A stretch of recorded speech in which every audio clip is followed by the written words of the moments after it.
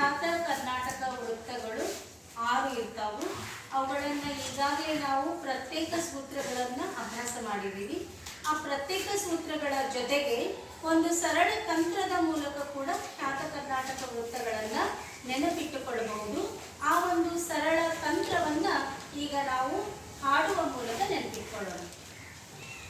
ಚಂಪಕಮಾಲಾ ನಜ ಭಜ ಜರ